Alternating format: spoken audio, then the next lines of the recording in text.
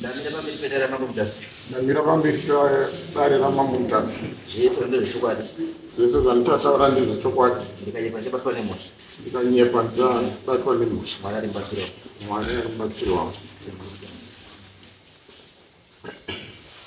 Pamusoro mambo mudhasi tangamiri. Pamusoro makurukota amambo. Ndinoitwa Israel Nyabereka. Ndina mukoma Wilfred Nyabereka. Nhau yatinayo ndeyeland. Yakamira yakati so. 1974 takamuvwa from kune Katiyo Estate. Pane factory yokatiyo ndopa pane musha wedu. Opane marinda ana sekuru wedu ipapo. Ndobva tabira kumhiri kwaNyamukombe vanoziva Sidebook. Ndobva tauya kunogara munzvimbo yaSabhuku Marechera. Ndobva tapiwa pekugara. Tapiwa pekugara yanga iri pakangobatikana pasina minda nokuti papane vamwe vanhu vaigara.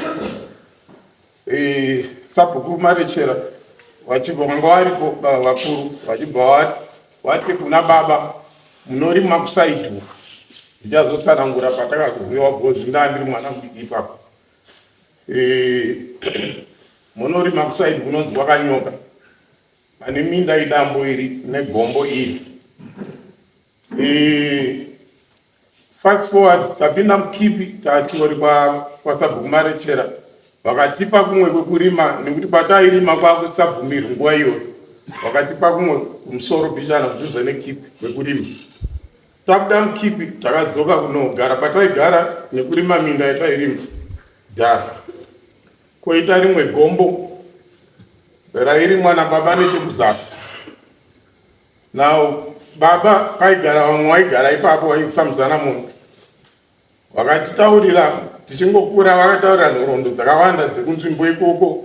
Kuuya kwapaita vanaSanyabereka ikoko vachidzika kubva kumusoro kunoku. Vamwe vakatombogara kusaidi kuMozambique kumhiri kwaPungwe. Baba vakatiudza kuti no, kana mazogara nzvimbo iyi yedu inobva apa kusvika apa. Ndo yatakapiwa kunoku kuti tirime. Ndakataura naSamuzana Mundo wari pamusoro apo tikawirirana kuti tinoguma nepakati. Fast forward maybe 2 years ago takazoona pane tumwe tumbati vaiswa mugombo redu. Ndobva tabvunzana kuti ndepani papasirogara munhu. Leta tazonzwa kuti pakavakwa nemunhu anonzi Chivhas Manhati. Tinomuziva mupambo wedu. But anga asirogara ipapo. Tikatombotora mambo Chikomba tikaenda nawo ipapo. Tikati tiri kuona pane munhu Chivhas arunzi ndiane tumba twakabva tikuziva kuti akapiwa naye. Mambo akati ndichabvunza Chivhas wacho ndinosangana naye.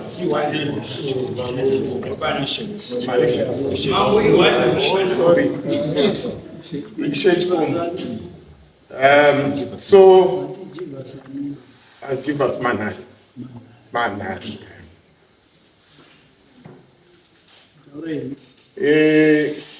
So isibva tati ngatitange ngatiise since tatagara titabvisa tida kutovaka ikoko because kuti takawanda hatichakwani wana waSanyabereka. Taitoda kuti titovake zvinhu zvedu ikoko nekuita tumaprojects twedu. Saka ndobva takuisa miti yedu izara miti. Ndopakauya vamwe baba vanokuti kontinya tiri kuita zvatiri kuita takutoisa fence. Waona takuisa mapoe fence. Ndopa wakaenda kunomangara kwaishe kuyawo. Ndobva tapiwa masamons. Ndobva nyaya yatongwa. So isu tiri kuti sabhuku yedu ndiSamarechera. Pakatongwa nyaya vanonzi vafanava vaiti ivo witness yavo inoziva kupiwa kwakaitwa nzvimbo isaNyatsuro, Sabhuku Nyatsuro.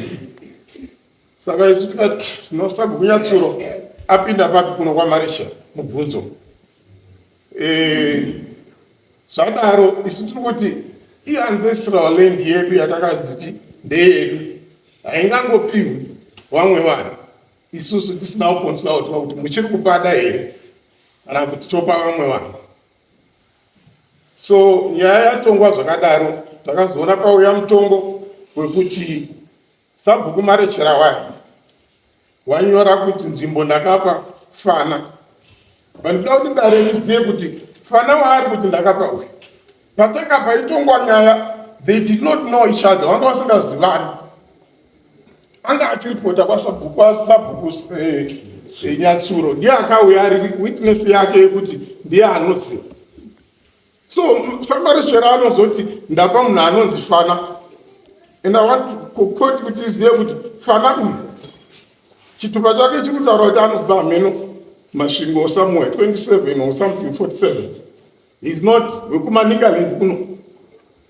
So zvinoita here kuti Sabhuku edu adeprive vanhu masubjects ake achinotora mumwe munhu abva Samuel kuti ndiye wanda kuti agare ipapo. Baba vangu aripo nana mai vari vapenyu. Yes, waipa dzimwe hama kuti ngori mako tinozviziva, but havana kusarenda kuti patowachi pevanhu ivavo. Vese vaimbouya vachipenda ipapo vaingoya temporary vachizofa. Vana baba mino vangu nevamwe vabva kuMozambique, vakabva kuMozambique, vamwe naMozambique vakadzoka after 1980 vakatombopiwa kuti varime. Vamwe vacho vakazounzwa navafana vachinzi mawitness, vaitouya vachiclaimwa kuti ai isusuwo tinoclaim palendi yacho. Dati ava vanhu vakazoya after 1980 after independence. Tisati goni kuipisana nemibhozi hatizoti pamakazouya makapiwa naani and how did it happen. And imi mauya muchinzi muri mawitness. Saka muri kuwitnessa wekuya unoclaima land. Hamusi mawitness. Mozouyawo nenyaya yenyu kana mune nyaya yenyu. Ndo zvatakavataurira. Asi mutongo wakazouya uchiti Sabhuku ati ndakapa uyu. Ndinoda kungodzokerera kuti munhu waari kuti akapa tikabudisa zvitupa zvedu panapa. Ini ndini marechera. Is it correct kuti marechera andideprive opa umwe munhu ndiripo? Even assuming kuti yanga isiri ancestral land, is it that easy kuti atore munhu abva uko oti ndiye wandapa? Wanambotaura uya Jivas akanzi ava akatumba uya akauya akabvunzwa akauya Sanyatsuro. Sanyatsuro akati ndakamubvunza iwewe ndiwe wakapa uyu. Ndakamubvunza kuti iwewe ndoziva sei kuti wanga uripo legal. Akati zveshuwa ndakangoenda ndiri ndega neuyu. Sanyatsuro akati ndezvainge zvakanaka kuti iwewe munhu akakupawo iwewe bhoza usiwe kuno anga akakupa sei. And I want it kuti zviende parecord kuti vanhu vacho vese vatakahadzana. As far as I'm concerned, unless that prove otherwise, vanhu vekwaSabhuku Nyatsuro. Land iyi iri mujurisdiction yaSabhuku vedu isusu samarechera waakutiramba nhasi. Ndiyo nyaya yangu. Mubuya kumapira against the judgment ya ishi. Yes. Kana mubuya kuno ya appeal. Ko zomvuza ufana zalo. Ndiyo mwana zalo. Awusi mwana zalo. Aiwa, ndiri mwana wacho. Iyo sizoka kwa. Lendi ndichitanga kusvika mulendi Gara yapasa. kusvika mule pane munhu aigarapo aizi Jivas Bana. Ndakapiwa lendi 2019 naJivas Bana. Papatori nedzimba dzake dzanga akatovakwa ipa kutuzi twumba twacho semunhu anenge achindoshasa papa netwumba shuwa. Kuti ndakapiwa twumba tuyoto. Akati shamwari inini ndakupawo panapa. Asi ndakupa panapa enda kuna Sabhuku, ubva wataurira Sabhuku kubvisa mutete. Wapedza kubvisa mutete wako muchaenda futi Ishe Chikomba mubvisa mutete. Zvaakandotaura ndozvandakandoita 2019. Wakazoenda kwaSabhuku. Ndakaenda kwaSabhuku Nyatsuro. Asilendi yacho kwaSabhuku. ipapo inini ndandishoro munyowani wakuziya kudai ndakuziva manje ndikwasamukumaresha No, izwa zvekuta. Uyu madanho waruta nezvaro. Handisi. Kana anga ari munhu ari genuine, akagara panzvimbo zvepamutemo, anoziva, anga asiri munhu aifanira kuziva sabhuku wake munzvimbo yakawakira chigara. Already ipapo ndipo chinhu chekuti anga chitorerwawo kuti munhu anotaura kuti enda kwasabhuku muchirahora. Iwe uchigara mamandorikana. Wozi enda unosunde kwasabhuku muchirahora. Why? It means kuti iye madanho acho something was not right mukugara make. Then the second thing, dambudziko ranga rina sabhuku futi. Kuti sabhuku iyoyo munhu anoda kunopiwa allegiance kwauri iwewe, asi uchiziva kuti haagari why akatotende mangu ndomataura semunhu womunywana ndinokuzoziva asi nekuzosimuka kwaita nyaya imambo ndo patazoziva uchu iye anewa zvese. Iye wacho wakapa mutete achiti ndekwako uripi? handisi kutomuona pana pati pakagari basa rako rikuenda here. ndiari kutonzi ndiye akatoya netsamba pamba pedu kuti ndasungwa kuno kwinini. Iye wacho sei afisa uripi? Dai ndombodza kuti mubvunzo woti ukubvunza iyeyo ndiwo mubvunzo ndaifanira kubvunza iye kuti sei wakatambira chii mutete wemunhu iye asiri munhu muzimako. And according to this paper ndiye akaenda akanomira kwachechikomba. Kana akanomira kwachechikomba achiti ndini sabhuku ndakamupa uchipa area isiri under your jurisdiction uri kuti misrepresentation of facts. Haana anga asina locus, anga asina maruramiro ekuenda kumira sembowo munzvimbo iri mujurisdiction yeumwe sabhuku isiri yake. Sabhuku ndorikanda woenda kumira kudare raishe mukana achipa umbowo hwekuti zveshuwa uyu lendi paari ndepake munzvimbo isiri yake. No, something is not right. Ende munhu wekutotanga akatanga kukuvhara, munhu akatanga kukumisdirecta, munhu akakusiya pamba pake. Because ndiye akatanga kukumisdirecta iye kuti enda uku usaende uku. Asi achiziva kuti kwaunofanira kuenda ndikuku. Tobva taizvivhunza mubvunzo kuti sei akati enda uku usingaendi uku, asi iye achiziva kuti uku ndo kwaunofanira kuenda. Akanga achitizei? What was the problem? unendeke iye ndiye mugari wemundizo angakutuma iwewe senje kuti enda iye akakuzana chiti. aiwa mambo ndakatoenda naye nyatsuro ndakatoenda nasamanhari wacho vanasa nyatsuro wacho. Nyatsuro wacho akakadari nyatsuro uripi? Nyatsuro wacho uri? Nyatsuro ndiye asina kuwe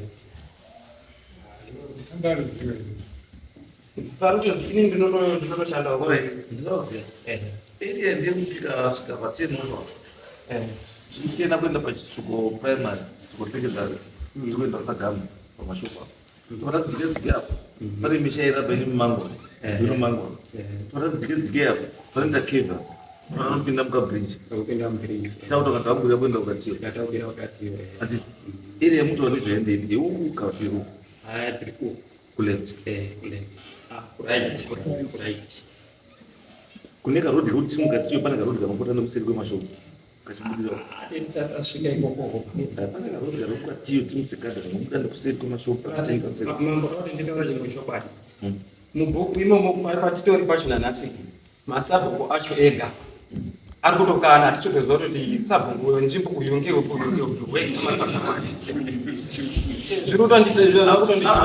kana masabhuku ari kukana imi pamakaenda kwaishe ishe wakasabhuku ndiya pandakazoenda kwashiri pazoti sabhuku ndimari chii saka wakagadziswa saka hondo yakagadziswa ishe ndiye anoziva kuti sabhuku apa ndiya nekutogumira papi zvatsvai ndikutaura kuti kwawakaendeswa kwese kwakuriroma. So I am surprised now kuti sei ishe akachizopa judgment yekuti legend yako iwo asi iye anoziva all these things zvinomira zvakadini kuti sabhuku wacho kutaura kuti iye ndiye uri kutaura kuti aiwa asiibo ngeuyu asi iwewe akakupa lendi ndiye ari kuti handiye sabhuku wako. Saka then how did he legalize this allocation? Kana ari kuziva iye kuti munhu akakupa handiye munhu akanoga kachikupa akazoti nyaya yashata akati inini nyaya yandishaigoni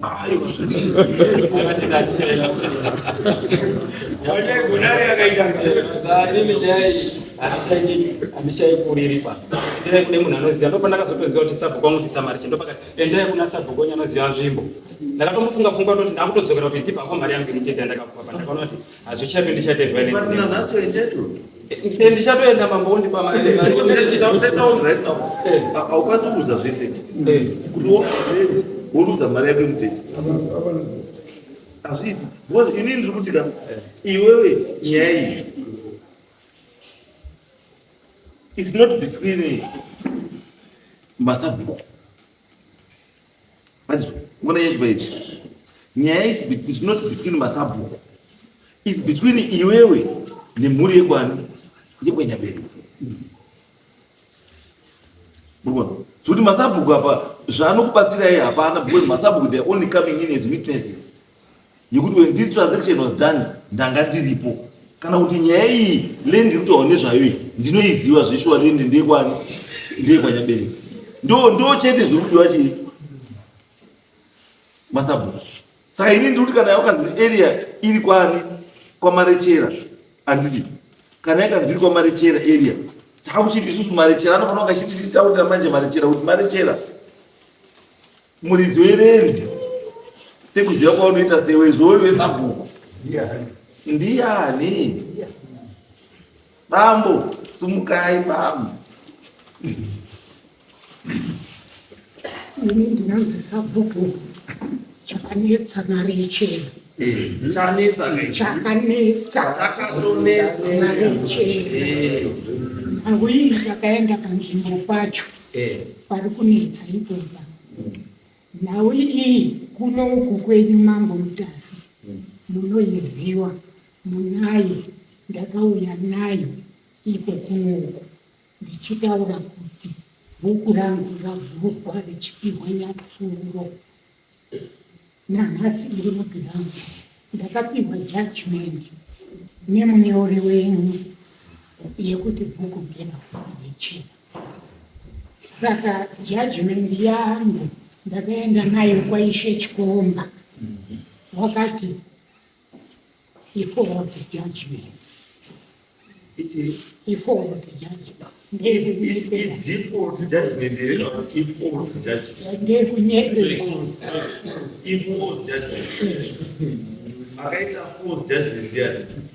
mnyori wenyu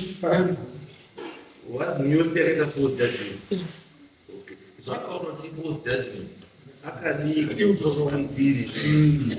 ganzirisa kuti ndikuti kana kuvhunza kuti ndizvo here zviri apa ipopo handisi kuziva kuti wakaita wakatora danho ripi isusu tikuti whether ifoti kana kuti ichiini izvi hatinena isusu toti iye kana ari kuti iye ifoti ndiye achazotitaura kuti yakashata pano isusu takatopa mutombo maererano nekuona kwatakadii kwatakaita nekuziva kwatodii handikambozva ndikutaura ene nzvimbo iyi handigari kuchisuko kai asi handiri kutaura here nzvimbo yakamira sei saka ndimi manditaurira pamunei makaraura ndeni kufamba ndosaka ndizi kufamba usiku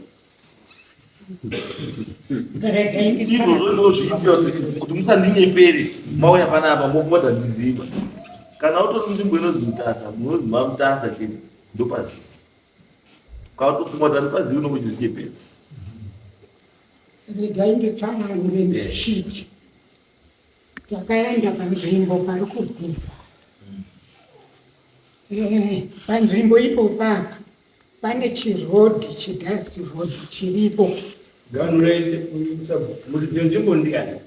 Chidhasti rodhi ichi chaiganura kumafuro nekumaminda. Wananyabereka wane munda wavo unobva mudambo uchikwira mubanda woguma nechirodhi ichocho. Ndizvo zvawakapihwa nababa wangu waitaurirwa kuti kuguma nerodhi iyoyo uku saidhi rekumabvazuwa kwakumafuro. Saka pana vana mai wakazochema wese vanhu vandiri kutaurawo wakadzingwa kubva kukatiyo kambani yakushandisa nzvimbo iyoyo.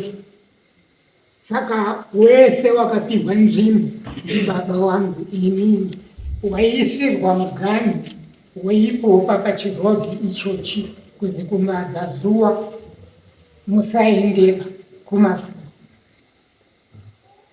Saka pane wakazochema wasina nepekuisa tumagwerera waibva wagurirwa ndibaba wangu iro saidhi rekumafuro racho riri kukomplenwa navananyabereka kuti ndekwedu. Waiti iwo wakapihwa ndimudhara Jeki muzanamumbi. Mudhara Jeki muzanamumbi wakadzingwawo kukatiyo achiuyawo. Waizoonepi nzvimbo yakakura zvakadaro kuti azopewo umwe munhu? Iye aine hama dzake, wana wake nehama dzake dzaakatadza kupa nzvimbo dzisina nzvimbo yakakwana, asi wakatadza kupa wozopa wekwanyabereka nzvimbo yacho iyoyo. Ende wekwanyabereka wakataurira ani kuti Jeke muzanamumbe wakapa baba wedu apa? Wakataurira wakapihwa paminda saidhi racho iroro. Wairima hawana kumbobvunzwa. Wakazoti paadha kuadha uku kwakurimwa wakazomboenda ikoyo wakubvunzwa nekamba.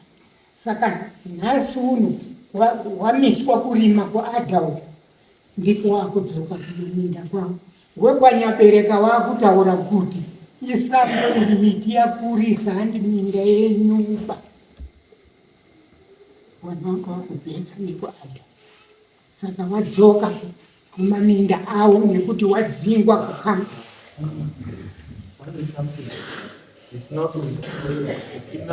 Kwandiri chaita meaningless.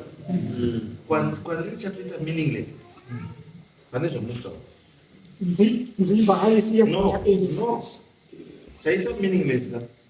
Ndechekuti kana mutaura kuti vanhu vanga wakaenda now because adha yako waramidza kurima saka wakudzoka kumaminda awo.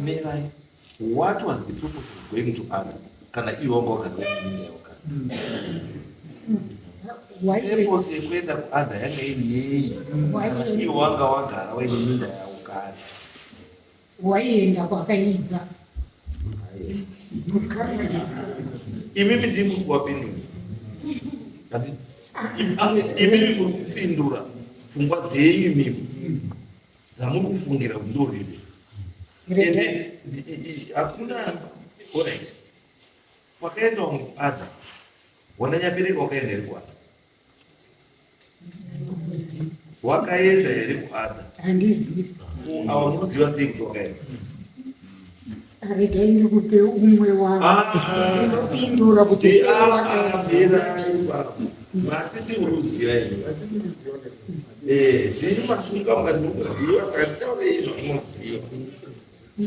kuAdha wazhinji wakaenda kuteera maminda akaibva. Wazhinji wacho ndiko waigara wakazodhingwa. Munoona pane zvimutu zvamutu. Munoona pane zvimutu zvamutu zvakasiyana. Asi zvinyepa kunge zvakadii? Zvakafanana. Izvo zvisina kufanana. Matinonzwa wakaunda wachiteera minda yakaibva ndoko waidii kwada ndipo waigara ndoko waidii waigara kale ndoko waidii hapa hawana kusikia nisha waigara imomo waikwenda korima kukana nisha waigara sabu Nyepe. Garetas. Ini juga malam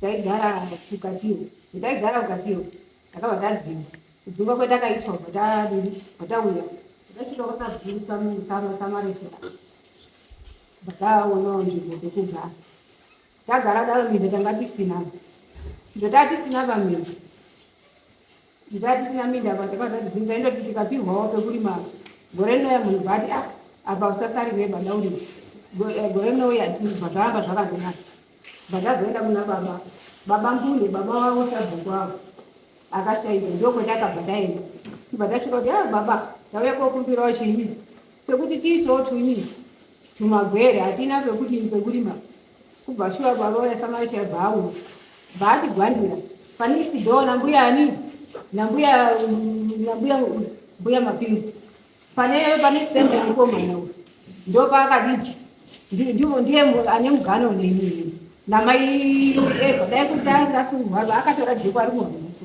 dai atoiyo kunokunya yachii saka chakazotinetsa ndechekuona matemwa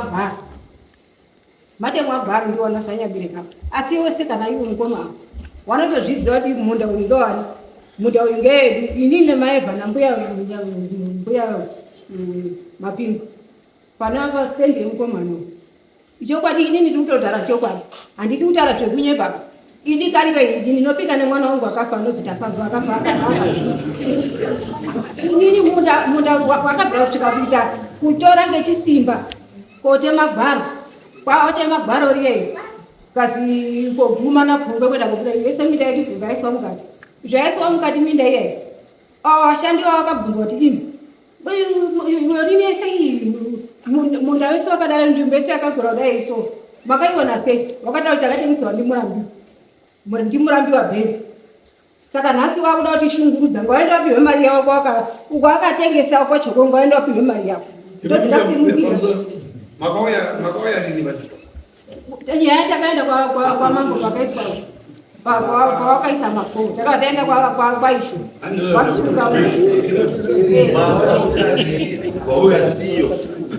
makauya rini vati akakare handichamboziva isanakunda akare ngatikare zvikachaya makore machida rinonetseka chitupa changu tinacho panapa chitupa chedu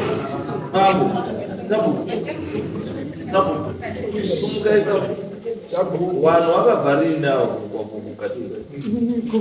kukatiyo kuwakabva kuma 85 mukomana vakasvika panzvimbo rini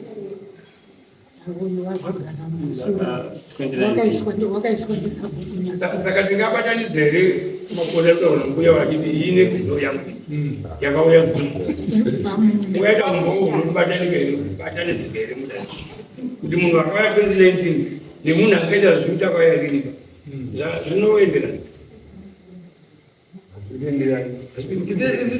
kana watotorit zviri simbo iwe ndofananisi uyu ndiani ndio kwangu chakaitika ndio kwa mgawa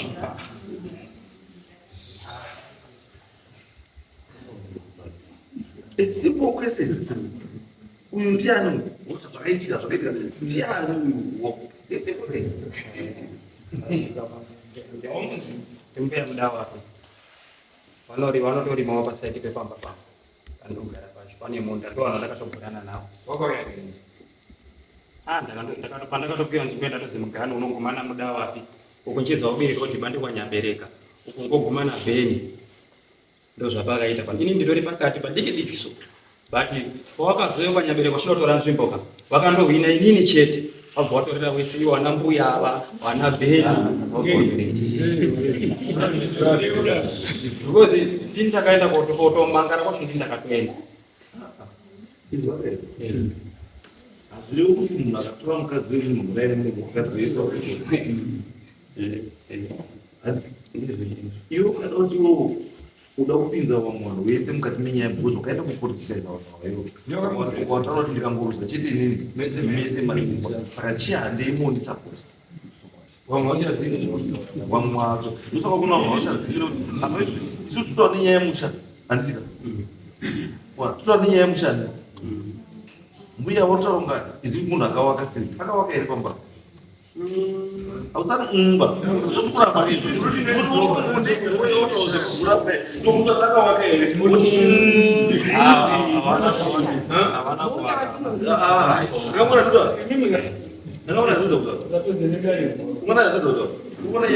zvisiri kuita sei izvo makadzingwa kukatiyo kwamamurugara muchirima nekugara apa hapana kuwako saka izvi zvinogari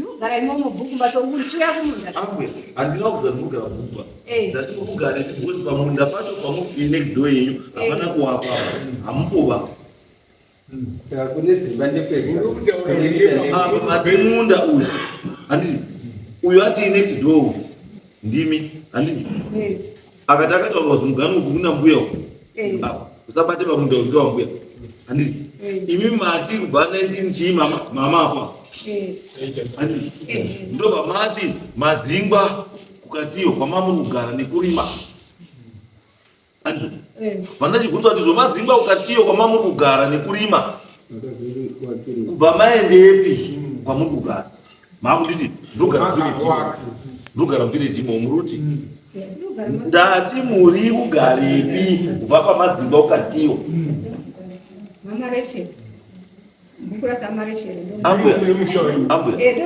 ambuya mwindo wacho ndiwo yauya koiswa wakabva wabatanidzwa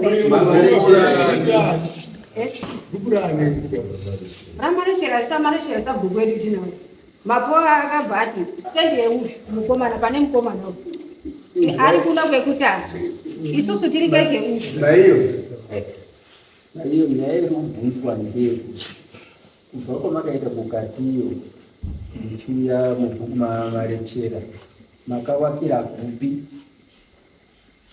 takawakira kana kuti regai nditi pamakawakira ndo pane munda wenyu ene hatina munda wake takawakira pacho panga pasina munda saka takazoenda dzimba handiko dzimba dziri kwadzo mukuona zvitwa mukuona pamwe zvakudzana sabhuku raichoka munganosapona vanhu dzimba dziri kwadzo dzega musha uri kwawo saka sei musha neminda zvakaseparate Nzvimbo yacho yanga ishoma saka takangoona pekugara apa takazopiwawo bhusheni yekuti kuminda mirefu here kuminda murefu here nokuti kuminda mirefu kazvo kunoti dzimba kwadzo dzega minda kwayo kwedu uko kwesoko maminda ari kwawo misha iri kwayo uya muminda saka uya minda simu uyakawaka munda saka awakasii munda because uyi next door yeminda haisi next door yembaba inext door yeminda saka naoni mutemo asei iya kugara muminda kana kuti mutemo wenyu yokuti munhu akugara sei yagara yega muminda kune vanhu vane saka haisiri mutemo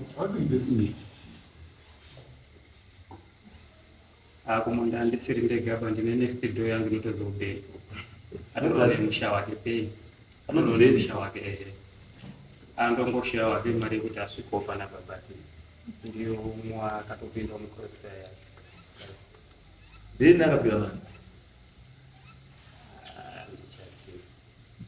Sabhuku Beni wakapiwa ndiani? Wakapiwa ni Sabhuku Marichela.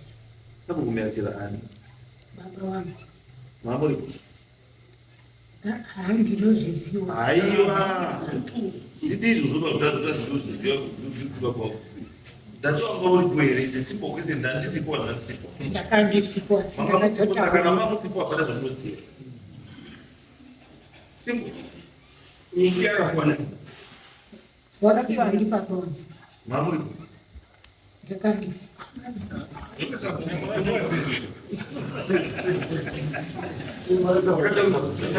Saka matoro wedu kutaurwa kuti handi mweche witness. Unoita witness yei?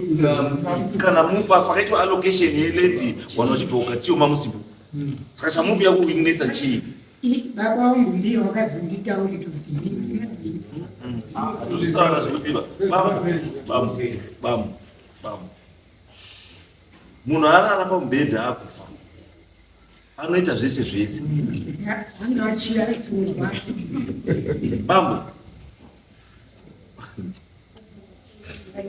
Ini ndakukumbira kuti ndinoitawo sei.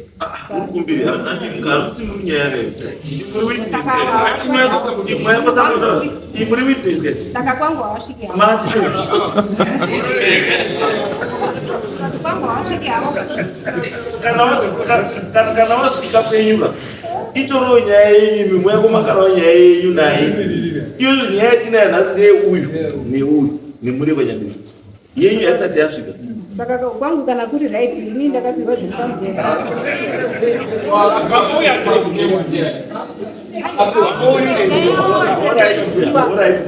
Saka imi makunza ikumbia. Akunza ikuno kuta ndauya zvekuti. Ndati akunza ikuno ndiani?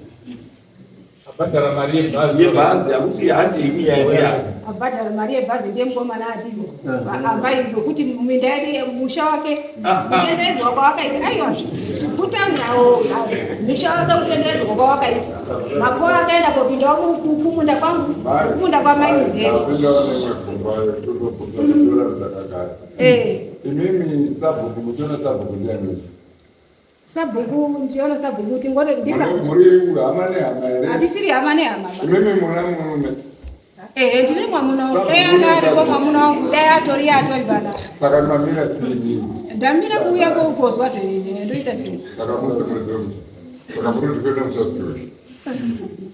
Asini mshado nao. Munomhanya kuya. Munomhanya musamhanyiba. Musabate shungu. Musamhanyiba. Uruzwa kuya. Isu zateta munombuya. Atisi kuti kukomesereka ndokuita sei.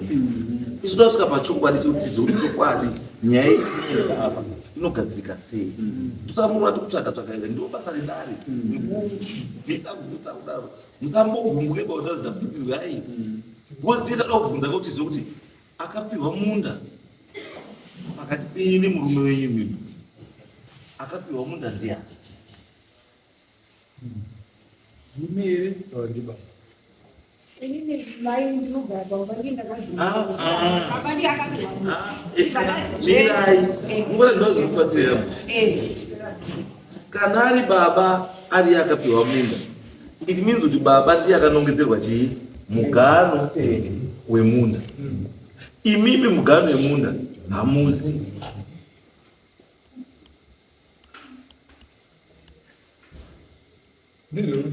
Andrele gogo.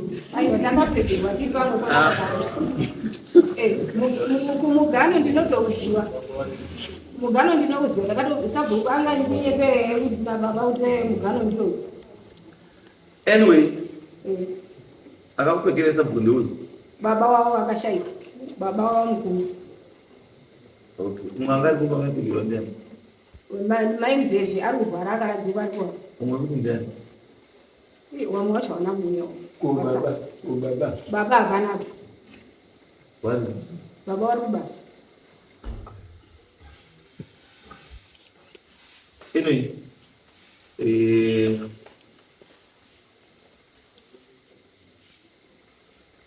Imatino yani?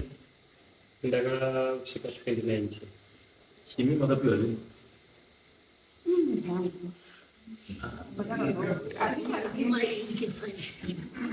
maite vai kuwana wakadzingwarira musikati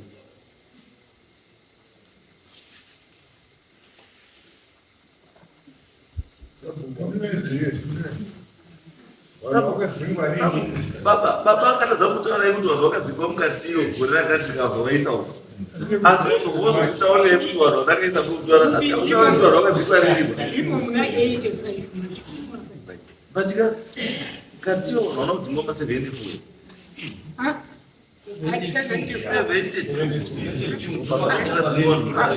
yewe kutanga pane wekutanga newechipiri wechipiri ndiwe 74 ndiwo wakazodzingwa mumashure because after independence hakuna munhu akadzingwa mukati vanhu vaitodzokera notodzingwa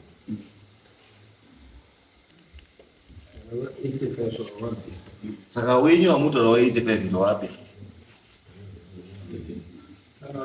pane pamakambonogara here musati pauya ikoko pamakadzingwa katiyo mune here kumwe kwamakamboenda muhamazochidzoka kuya Handina kana zvipuka zvavanoongekudzasana takatopresa wachitori wadiki izvozvi so watokurawo watoona masawo tiri kurima munda iwoyo tichigara ikoko pamba petakavaka ikoko pachoka hapana pamwe petakambotamaga tichienda uzonondodzoka boy baba uri imimi matuma komirira musha here kana kuti muri musha ndatuma komirira baba ati hatina mukana pandichati ndauya baba wari kumira wachauya saka mamira sei bandoda watifanai kuenda izvozvi kana zvisina kupera ba pakanaka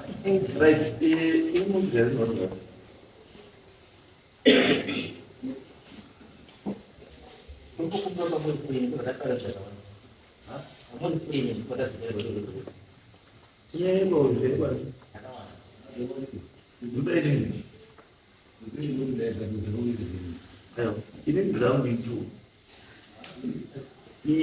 neimwe yacho yemukomana uyo akauda kudisa uyo handiti akaramba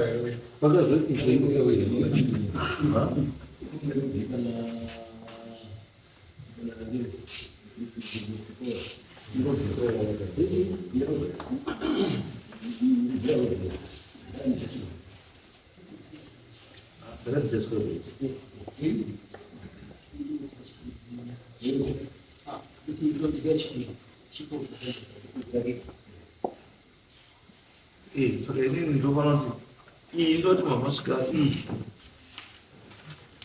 iyi ngatiti chitatu chitatu ndendinoa ndobva ndakufura nevo kusuku ivo ndakupawa nevo saka ndasanga nechitatu maiye motaurira baba wake varinabamawai baba wangu wachitovata chikoro chitatu ngatisangane nanee izomtoresa mushanya asareke ade